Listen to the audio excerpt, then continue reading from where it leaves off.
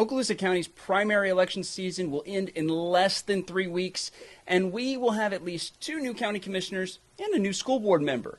As of Wednesday night, almost 3,000 people across Okaloosa County had turned in their ballots by mail, and interestingly, the overwhelming number of ballots were turned in by partisans. So basically, I want you to think about either Democrats or Republicans as partisans and no party affiliation, and small parties as nonpartisans for this exercise.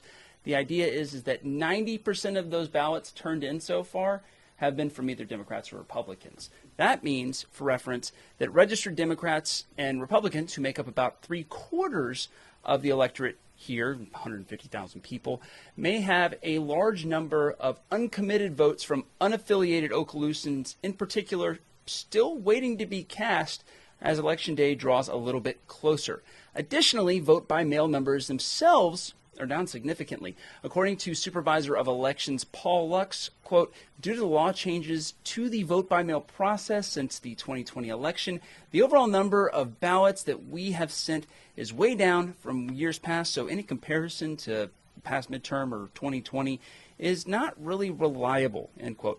In the 2020 midterms, the supervisor's office had 11,500 mail ballots returns. For this year's primary, the supervisor's office has only mailed a total of 12,400 ballots. So based on those numbers, they expect a dearth of vote by mail in this election cycle. So July saw a surge in fundraising for one candidate in particular, but the other of the top 4, kind of the usual suspects, for lack of a better term.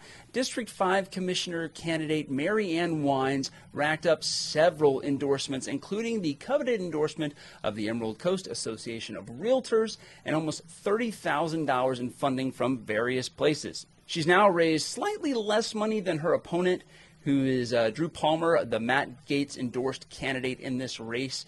He's raised about $63,500 to her $61,300, but she really outraised him this month, bringing in almost $30,000 to his $5,500. Wines fueled her fundraising through July thanks to a strong outpouring of cash from 2 groups that are pretty much in her corner, at least according to donation data.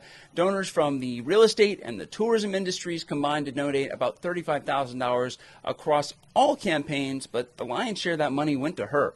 District 5 includes Destin, the eastern half of Niceville, and Blue Water Bay. Sheriff Eric Aden with about $25,000, District 1 incumbent Paul Mixon with about $17,000, District 3 candidate Andrew Rinsich with about $10,000, and Sheriff's Office candidate Eddie Perillo with $6,600 round out the top 5 contributors for the month of July. In total, about $650,000 has been raised for these 4 races in this election cycle. Compare that to just 4 years ago when the 3 of these races were active, and the candidates in those races raised about $700,000 So will candidates raise that much cash? We've got less than 3 weeks to find out. And if you want more elections info like this, check out midbaynews.com/elections. We've got pretty much everything you'd want to know about every candidate and the offices that they want to represent you in. So check it out there. Again, that's midbaynews.com/elections.